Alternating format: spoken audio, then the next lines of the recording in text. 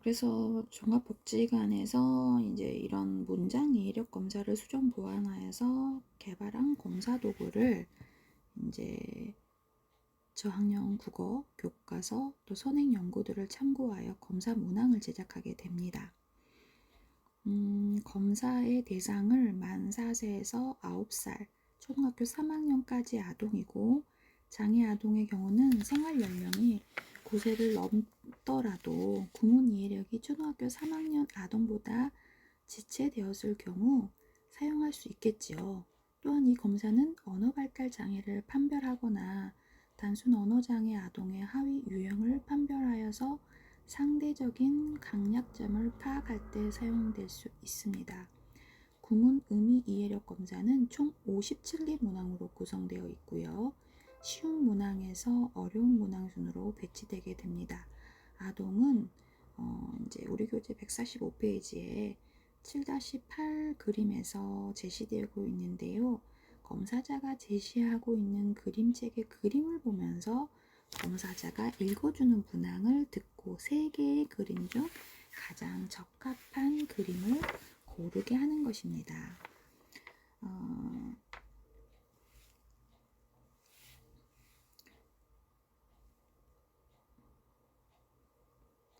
그래서 누나가 그림을 그리고 있다라는 부분에 그림책의 그림의 이해를 보시고 그림의 세계에 대한 부분은 이제 아이가 그중 적합한 그림을 고르게 할 수 있는 샘플들을 PPT로 안내를 다시 해드렸고요.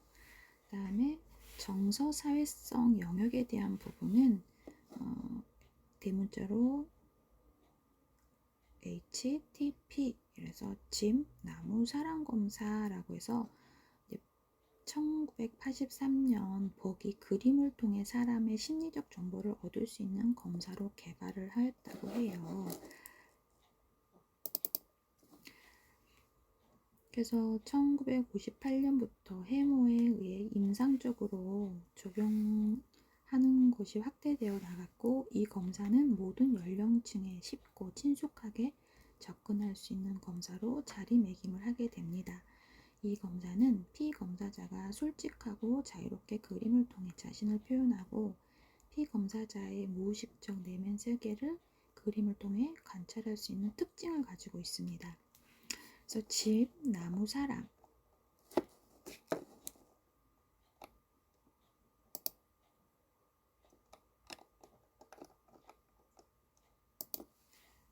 이런 시행 절차는 간단한 편이지만 검사의 시행에서 피검사자가 제한된 조건에서 자유로운 표현을 할 수 있도록 검사자의 개입을 최소화해야 한다는 것입니다.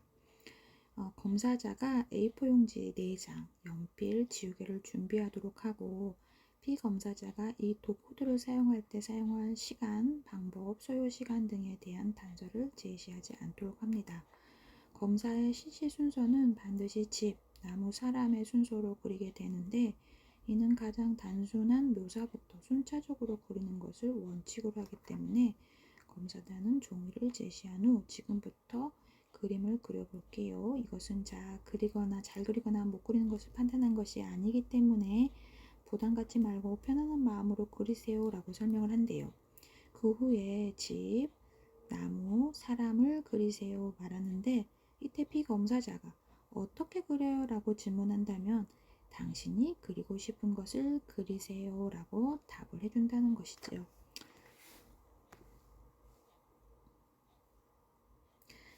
한국판 적응행동검사는 이제 김순국이라는 분이 서울시 경기도에 거주하는 만 3세에서 15세 일반 아동 1,465명과 만 3세에서 17세 이상의 교육과 훈련이 가능한 지적장애 아동 1,094명에서 2,559명을 표집하여 표준화 작업을 거친 이제 후에 1990년에 제작을 했다고 해요. 되게 많은 데이터를 잘 가지고 계시네요.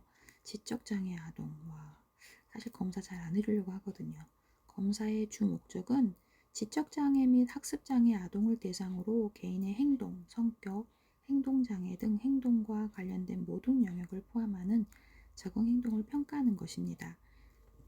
이 검사는 검사자가 피검사자와 1대1로 실시하는 개인 검사로 피검사자를 잘 아는 교사나 부모가 시간 제한이 없이 실시합니다.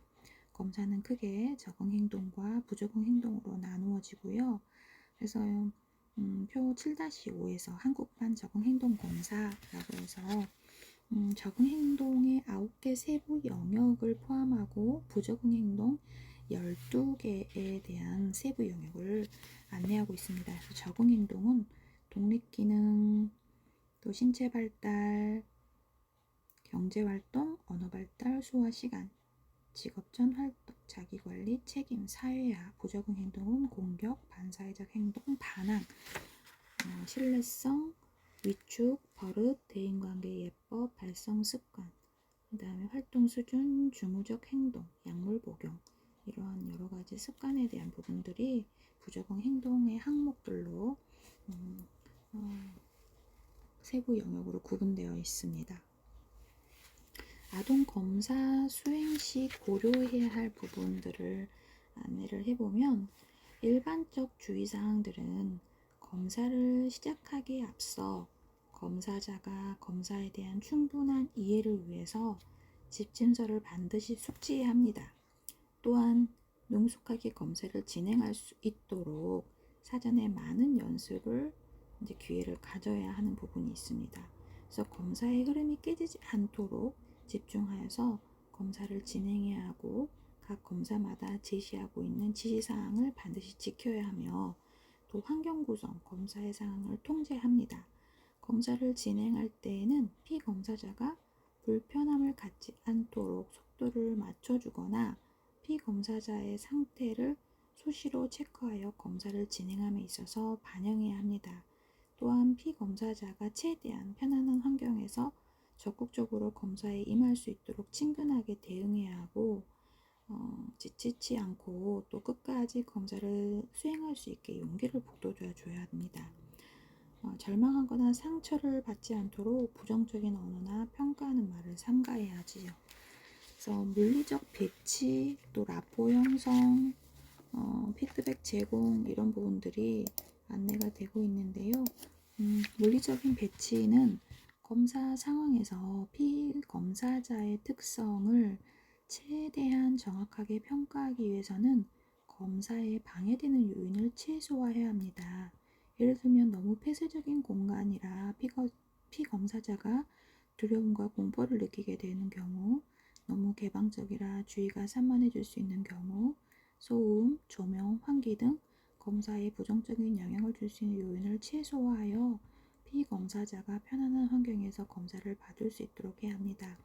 또한 검사를 실시하는 동안 주변의 아동의 집중을 방해하는 물건들을 모두 치워야 하고, 아동이 긴 시간 동안 불편하지 않게 검사에 임할 수 있도록 아동에게 적합한 책상과 의자를 준비해야겠지요.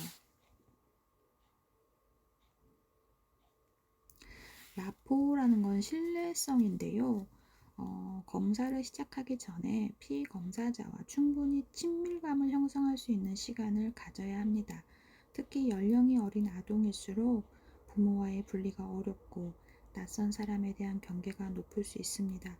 꼭 필요한 시에는 부모가 함께 검사실에 들어갈 수도 있지만, 이는 검사의 결과에 영향을 미칠 수 있고, 부모는 아동의 시각에서 벗어나 뒤에 앉아 있도록 하고요. 가급적이면 검사자하고 충분히 친밀감을 형성하여서 부모와 독립되어 검사실에 들어갈 수 있도록 해야 하는 부분도 필요합니다.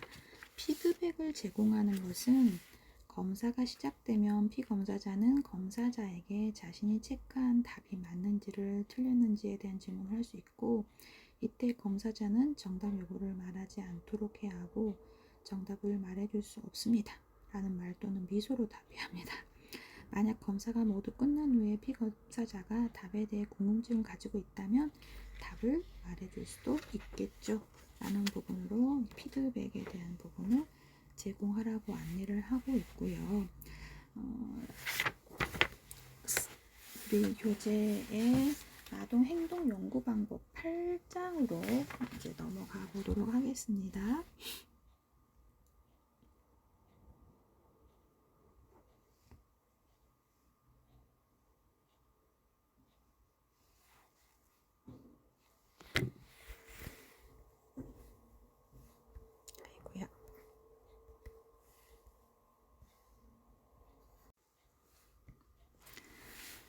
8장은 연구 방법의 과학적인 접근성에 대한 객관성과 논리성을 전제로 경험적 증거에 의해서 지식을 습득하고 문제를 해결하는 과정이나 절차를 의미하는데요. 이제 연구 과정에 대한 문제 제기, 또 주요 변인 확인, 자료 수집, 가설 설정. 듣기만 해도 머리가 아프네요. 되게 헤비합니다. 좀 어려운 단어가 나와도 그냥 편하게 좀 들어보세요. 여러분한테 연구 결과치를 가지고 와서 뭐 연구 문제를 해석하고 이렇게 헤비한 수업은 하지 않을 거니까요. 그래서 가설 검증, 이론 재구성, 새로운 문제 제기 이런 것들을 이루어진다라는 부분으로 셀킨드라는 학자가 연구 과정에 대한 이제 순서 이런 것들을 이야기했고, 연구의 접근 방법은 연구의 이용 목적에 따라서 분리, 논리적인 형태에 따른 분류, 변인의 조작에 따른 분류라든지 자료의 수집과 분석에 따른 분류, 또 연구 실시 시간에 따른 분류 이런 것들을 나눠서 설명했고, 연구 보고서 작성 시 순서는 초록, 서론, 이론적 배경, 연구 방법, 연구 결과 해석 이런 것들에 대한 결론과 논의, 참고 문헌 등에 대한 순서 이런 것들을 안내하게 되는 파트가 8장이에요. 그래서 연구 방법에 대한 중요성, 또 연구 방법에 대해서 공부하고 연구의 접근성, 연구 보고서 작성에 대한 부분, 연구 보고서 작성의 유의사항에 대한 부분으로 이제 여러분이 주로 듣게 되는 단어가 연구 방법, 연역적인 접근, 귀납적인 접근, 질적 연구, 양적 연구, 그래서 이런 단어들을 접하실 겁니다. 연구 방법의 중요성을 이해하는 것은 이제 지식이 필요한 이유에 대한 부분인데요. 전문 분야와 관련된 연구를 이해하는 데 도움을 줍니다. 또 연구 방법에 관한 기초는 전문 분야의 유용한 지식과 기술을 제공하게 되고 비판적인 사고 발달과 관련되기 때문에 비판적이고 과학적인 접근을 하는 연구 특성이 문제를 해결하는 데 도움이 됩니다. 연구 방법에 대한 이해가 필요하고요. 실생활에서도 도움을 받을 수 있겠지요. 그래서 연구 방법에 대한 기본적인 지식이 있는 사람 같은 경우 과학적인 증거를 평가하지 못하는 사람들보다는 현명한 판단을 내릴 수 있게 됩니다. 연구 방법의 과학적인 접근은 비과학적인 방법이고요. 이것은 권위에 의한 방법과 직관에 의한 방법, 그리고 상식에 의한 방법을 둘 수 있습니다. 권위에 의한 방법은 권위자들도 틀릴 수 있으며 그들 사이에도 견해가 서로 다를 수 있기 때문에 권위에만 의존하고 이제 얻은 지식이 부정할 수 있다라는 우려가 있습니다. 직관에 의한 방법은 개인적 판단을 통해서 주변 세계에 대한 사실이나 정보를 의심 없이 받아들일 수 있고 개인의 주관적 편견이 개입되어서 객관성이 없을 수 있고 우연히 관찰한 몇 가지 예외적인 현상을 전체 현상으로 일반화해 버리는 오류를 범하기 쉽다라는 것입니다. 상식에 의한 방법은 과거 경험과 세상에 대한 인식에 기초하는 상식, 제한적일 수 있기 때문에 지식을 형성하는 방법으로는 불완전할 수 있겠죠. 과학적인 방법을 살펴볼까요? 객관성과 논리성은 전제로 경험적 증거에 의하여 지식을 습득하고 문제를 해결하는 과정이나 절차를 의미합니다. 과학적 방법은 논리적이고 체계적이고 경험적이어야 하고요. 이러한 방법에 의하여 얻어진 지식이 바로 과학적인 지식입니다. 어떠한 지식을 습득하거나 추구하는 데 있어 가장 타당하고 신뢰할 만한 방법이라는 것이지요. 과학적인 방법의 절차는 먼저 세심한 관찰을 통해 자료를 수집하고 이후 수집된 자료에 대해 가설을 설정하고 경험적으로 그 가설을 검증하게 됩니다. 검증은 다른 사람에 의해 서로 관찰할 수 있고 평가할 수 있고 또 반복할 수 있는 방식이어야 합니다. 연구 방법의 과학적인 접근 관련 용어들이 있는데요. 기술, 설명, 예측, 통제라는 것입니다. 그 용어에 대한 부분을 들려드리면 기술은 관심이 있는 현상을 보다 정확하고 체계적으로 묘사하는 것입니다. 무엇에 해당되는 내용과 사실에 초점을 두는 것이죠. 설명은 왜 그런 현상이 일어나는가를 밝히는 것입니다. 특정 사건이나 현상이 발생한 이유나 원인을 설명하는 것이고, 예측은 어떤 현상이 실제로 일어나기 전에 미리 생각하여 짐작하는 것으로 확률이 의거됩니다. 통제는 어떤 현상이 발생하는 원인이나 선행 조건에 대해 미리 알고 예측한다면 그 현상이 문제를 일으킬 수 있는 조건을 제거하거나 찾아냄으로써 통제가 가능하다는 것입니다. 조국 연구의 특징은 선행 연구 결과를 기초로 하여 이루어지는 것이지요. 그래서 선행 연구를 우리는 무엇이 있는지 많이 탐색해야 되는 부분이 연구자로서의 기본적으로 갖춰야 하는 부분이기도 합니다. 다른 연구자에 의해 참고 문헌을 사용할 수 있고, 또 다른 연구 상황에서도 일반화가 가능합니다. 논리적인 근거가 기반이 되고 적절한 이론과 결부되어야 하고, 연구로만 끝나지 않고 실제 상황에 수행되거나 적용될 수 있어야 합니다. 기존의 연구 문제를 넘어서 새로운 연구 문제를 도출해낼 수 있고요. 더 나은 사회를 만들기 위해 수행되는 특정 정치적인 활동이나 집단 세력과 관계가 없어야 한다는 것입니다. 연구 과정을 살펴볼까요? 셀킨드가 제시한 연구 과정의 흐름은 문제 제기, 주요 변인 확인, 가설 설정, 자료 수집, 가설 검증, 가설 검토, 이론 재구성, 새로운 문제 제기 등으로 이루어지는데, 연구 과정은 본성상 순환적이고 나선형이라고 해요. 이러한 연구 과정은 연구자의 주제와 연구 방법에 따라 다소 변경될 수 있습니다. 이 과목이 좀 어려운 게 보통 그 아동 관찰에 대한 부분, 행동 연구에 대한 부분으로 이제 안내를 하는데, 그 이제 연구 방법에 대한 부분들이 주를 이루다 보니까 여러분이 더 어렵게 느껴질 수 있어요. 그런데 이런 것들이 있었구나라는 부분으로 그냥 조금 편안하게 들어보시기 바래요. 문제 제기라는 것은 이제 관심 있는 사회의 문화 현상에 대한 연구 주제를 선정하기 전에 연구자가 예측하는 제시 단계이고, 연구자의 주제에 따른 연구자의 가치 판단이 반영하게 됩니다. 주요 변인 확인, 연구자의 문제 제기에 따른 주제가 가능한 이전에 조사되지 않았거나 이미 제기된 문제를 이해할 수 있는 변인들을 확인하게 됩니다. 이때 연구 문제도 함께 주요 변인들과 고려되어야 하는 부분이고요. 가설 설정, 연구자는 자신이 제기한 문제에 따라 기존 연구 결과를 참조하여 연구 문제에 대한 잠정적인 결론을 설정하게 됩니다. 자료 수집, 연구 주제에 따른 가설을 지지하거나 반박할 실증적인 자료나 정보를 수집하게 되고, 연구 주제의 적절한 표집 대상과 자료 수집 방법을 결정하게 됩니다.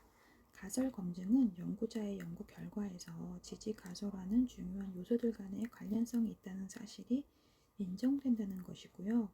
기각 가설화는 주요 요소들 간의 관련성이 없다는 것을 말합니다.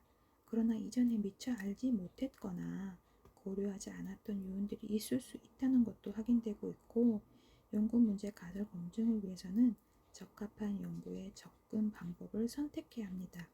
적합한 연구 방법에 의해 신뢰할 만하고 타당한 연구 결과가 도출되어야 합니다. 그래서 이론의 재구성은 선행 연구 이론을 통해서 연구자가 연구 문제와 연구 결과의 과정에 발생한 현상과 연결하여 설명할 수 있습니다. 연구자의 연구를 통해서 미래 일어날 사건을 예측하는 일련의 이론을 재구성할 수 있고요. 이론은 현재 알려진 사실과 일치하게 되고, 경험적인 결과에 의해서 지지되는 이론들을 타당한 것으로 받아들여집니다. 연구의 결과에 따라 기존 이론들은 지지되거나 추정될 수 있고, 이것은 이론이 재구성되는 과정이 됩니다. 새로운 문제가 제기되는 것은 가설이 지지되거나 기각되는 것과 관계없이 처음에 설정되었던 가설에 따른 문제에 대한 해답을 탐색하고, 가설 검증을 하는 과정에서 새로운 문제가 도출될 수 있는 것이지요.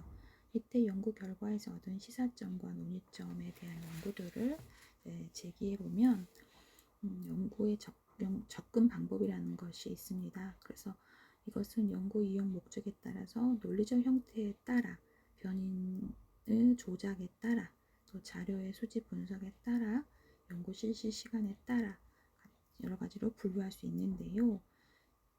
연구의 이용 목적에 따른 분류를 먼저 살펴보면 이것은 기초 연구라고 할 수 있습니다. 기존의 지식에 새로운 지식을 첨가하는 것을 목적으로 하는 연구고 새로운 발견을 통한 지식을 창출하는 것입니다. 사회적 실체, 특성의 본질을 이해하고 학문적인 연구, 순수 연구입니다. 여러 정책적인 영역과 연구 영역에 일반화할 수 있는 기초적인 지식을 제공하는 것입니다. 응용 연구는 연구 결과를 실제적으로 활용하는 연구입니다.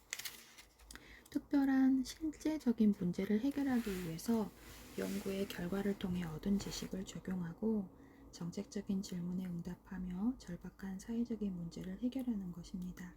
단기간에 실용적인 연구 결과를 얻어서 이를 이용할 수 있는 소규모의 연구가 주류를 이루게 됩니다. 논리적 형태에 따른 분류를 살펴보도록 하겠습니다. 이것은 연역적 연구 접근 방법이고 기납적 접근 연구 방법으로 구분돼서 설명될 수 있는데요. 연역적은 기존의 이론에서 가설을 도출하여 검증하는 방법입니다. 선행 이론적 배경에 근거하여 가설을 설정하고 이를 검증하기 위하여 다양한 대상에서 다양한 측정 방법을 사용하여 결과를 비교하게 됩니다.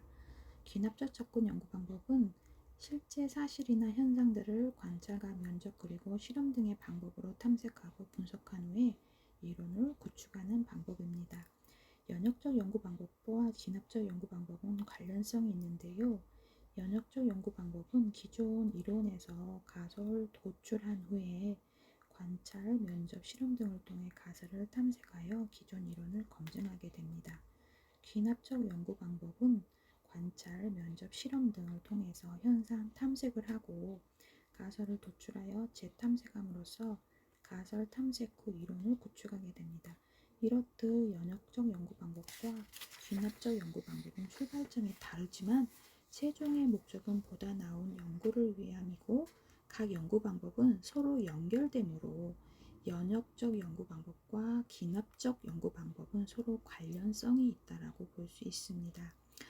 변인에 대한 조작에 따른 분류를 살펴보면 이것은 기술적인 연구와 실험적인 연구로 설명될 수 있는데요. 변인을 조작하지 않을지에 따른 기술적 연구와 실험적 연구로 분류되지만 기술적 연구는 모든 연구에서 선행되어야 하는 부분입니다. 이후 변인의 조작이 필요한 경우는 실험적 연구까지 진행될 수 있는 것이고요. 기술적 연구라는 것은 현상 그대로 조사하고 비교 분석하여 연구의 과정과 결과를 기술하는 연구입니다. 변인이나 조건을 통제하지 않고 현상이나 특성을 그대로 기술하고 해석하기 때문에 현상과 변인들 간의 관계성만 파악하게 됩니다. 무엇이 어떻게라는 질문에 초점을 두게 되고요. 기술적 연구의 종류로는 비실험적 연구, 비조작적 연구, 자연적 연구가 있고 대표적인 기술적 연구로는 조사 연구와 관찰 연구가 있습니다. 실험적 연구란 변인이나 조건을 조작하고 통제하여서 변인 간의 인과관계를 증명하는 연구로 조작적 연구입니다. 실험을 통해서 독립변인 처치의 효과를 검증하며 왜, 무엇 때문에 라고 질문에 대한 답을 얻기 위해서 수행하는 것이 실험적 연구라고 할 수 있죠. 자료 수집에 대한 부분은 분석에 따른 분류, 그래서 질적 연구와 실험적 연구로 설명될 수 있습니다. 질적 연구라는 것은 관찰이나 면접을 통해 수집한 다양한 자료를 분석하고 정보를 해석하여 결과를 제시하는 방법이고요. 양적 연구가 이제 실험적인 연구라고 할 수 있는데 연구의 자료를 수량화해서 전반적인 경향성을 밝히는 방법이고 통계적인 분석을 사용하여서 연구의 결과를 증명하고 전체적인 결과를 중시해서 신뢰, 타당도 이런 것들을 강조함으로써 그 데이터에 따라서 신뢰하고 유의한지 유의하지 않은지 타당한 연구 결과를 가져오게 되는 부분들이 질적 연구, 양적 연구에 대한 그 자료 수집 분석에 따른 분류로 설명될 수 있습니다.